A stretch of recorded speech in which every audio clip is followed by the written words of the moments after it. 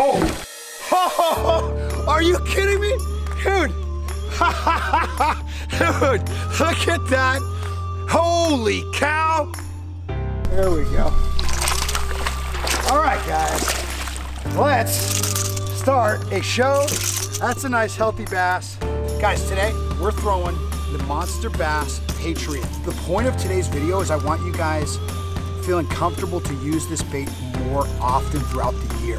A lot of guys, they think this bait has to be used just in the summertime. They think some topwater is a summertime, morning, evening type of deal. But the reality is that this bait, in California, we can use it year round, and throughout the country, you can use it the majority of the year. So I want you guys to really understand the different ways to work this bait, the different areas you can throw it, and you will really be surprised how versatile and how consistent of a bite this bait can be. So let's get back to working this thing. Let's break down this technique, starting with rigging. Okay guys, this bait's pretty much ready to go right out of the package. Just tie it on with a Palomar knot, and you're ready to go. And you can see I have braided line. Right now I'm using a 30-pound braid, but you can go anywhere from 30 to, I mean, if you really want, you can go 80-pound braid. But the reason I like braided line is because it floats. If you have any line that's sinking like a fluorocarbon, it's sinking as you're trying to twitch it, it's going to pull that bait down, you're not gonna get the right action. And today I'm using this 30-pound braid because it's a little bit more limber, so it allows this bait to have the action I want it to have, that little side-to-side motion. Then the other thing is the rod selection. I've got a 7-foot medium heavy. It's basically a great all-around rod, and it's got a moderate to fast taper.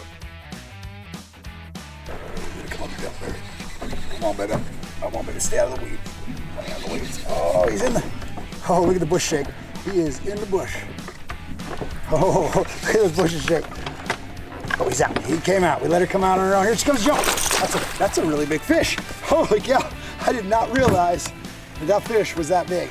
And now we've got to assume that our line is a little frayed too.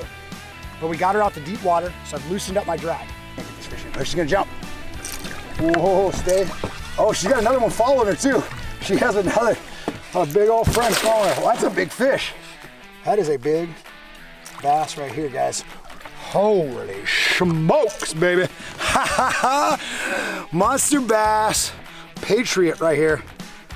Guys, look at that. Ha ha ha. That's a big topwater bass right there. Boom. You guys are gonna watch me fight these fish today. Watch the rod bend. These small hooks and stuff, when that fish pulls, before the drag goes in, you want that rod to bend and give it a little bit so it absorbs that, so it's not a real hard pull, and that fish isn't gonna be able to kind of rip some skin and really be able to pull that bait free. So the right rod is very important when you're throwing any kind of treble hooks like this.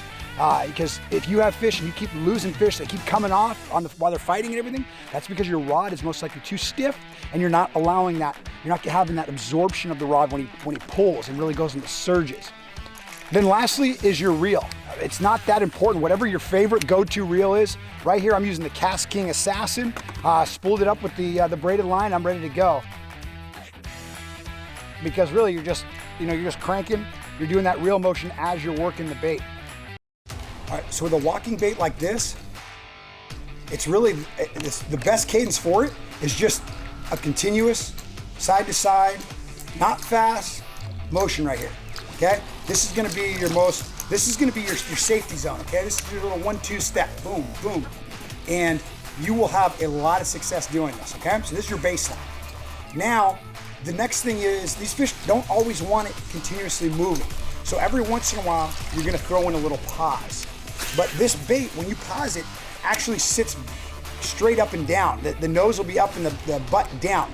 So when you pause it, when you go to start again, you've got to kind of drag it a little bit and then start going. You'll notice this once, it'll make sense once you actually use this bait. But you've got to know that when you throw in those pauses. So every once in a while, you want to see what these fish are actually looking for. And then the next thing, you can also start trying to speed it up a little bit. I really like this. This is a technique a lot of people don't do too much, but you can actually try to get it a quick little movement, then pause.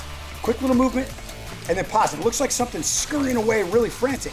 And what I like to do with this is I'll put it right up against the bank, okay? right, or sometimes on the bank. Let's see if I can get that off there. Oh, right off the bank, there we go. Now watch. Oh, shoot.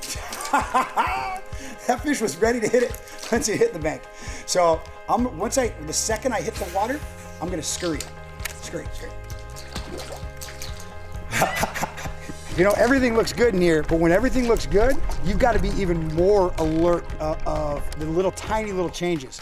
So we've got a little lane right up there against that bigger rock. Probably was about 5 feet, a little bit too much to the left. I would have liked to have been right up against that. Oh, that's still a big fish. We still got him to come out. We still got that fish to come out of there. I had the drag tightened up because we're fishing around brush. So in the beginning, I want to have it tightened up because I got to pull that fish out of the cover. But once he's out now in open water, we're deep water right here. I loosen up that drag so when he pulls, he can pull out drag, and I'm hopefully not going to lose him. Oh, we're going to get some head jumps out of him, dude. Holy cow. This is a big fish. We got hooks all over here. We got hooks all over here. Come here. Wow, look at that fish. Boosh. Look at the bank right here, you guys. We've got that tree going into the water.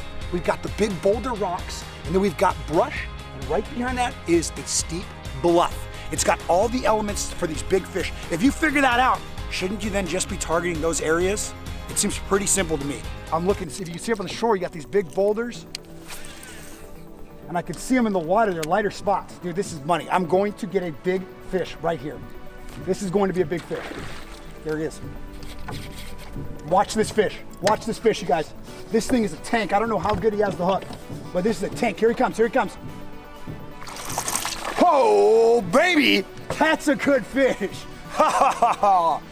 Dude, you guys, we have figured him out. Come here. Oh, man. Holy cow. Look at that, guys. That is some fun topwater fishing right now. Okay, so now when we're talking about location, there's two different types of location I want to talk about. You know, around the lake, you got to move around the lake. You got to move into these points or back in these coves. Sometimes they're way out on the main lake points. So that's just something, depending on time of the year, you've got to figure that out, trial and error. But once you fish, once you pull down, you go to a spot you're gonna fish, you've got to pay attention to the location of where they're at in these particular areas.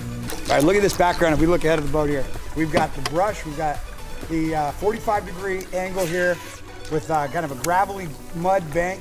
But the bonus that we've got that we're really looking for right now is that steep bluff that's behind it. So these fish, what we've been finding is they're on the corners. Right when these bluffs end, the bigger fish are hanging in the little pockets.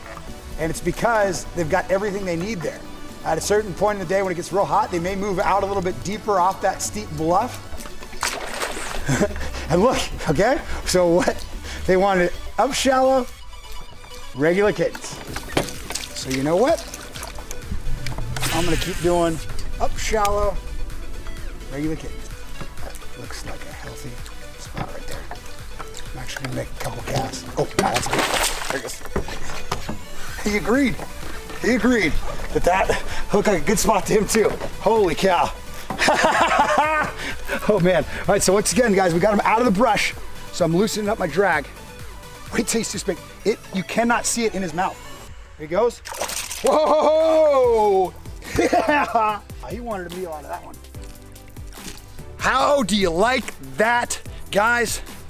If nothing else, I hope this gave you guys confidence to go throughout topwater in your lake. I promise you, you will have shots at bigger fish on average if you're throwing topwater. And to increase your catches, you gotta be throwing it more. And that doesn't mean just longer every day you go out. That means longer in the year. Spread out your topwater fishing and you're gonna like the results, man. I mean, you saw how that fish was. When we dialed it in, we were paying attention to everything going on. We could call our shot. We pulled up there. I knew that was gonna be the right spot. And I said, okay, I'm gonna make a couple casts because there's gotta be one somewhere in this little spot. He's eventually gonna come in. And when he did, he came in so hot. Guys, I'm Travis Moran. Today, we were throwing the Monsterbass Patriot that came in your lucky tackle box. I wanna know if it works for you. So make sure you hashtag Lucky Tackle Box on your catches with the monster bass, and let's see if we can't catch some monster bass together. I will hashtag all these up so you guys can see them as well. You guys, appreciate you watching. If you enjoyed this, show your support, subscribe to the channel. Also throw me a thumbs up so I know you guys are watching. And any comments you guys make, I'm always responding to those, guys. You got questions, comments, anything, I enjoy, I respect you guys putting in the time, and I will make sure I respond to those. Guys, until next time, I will see you later.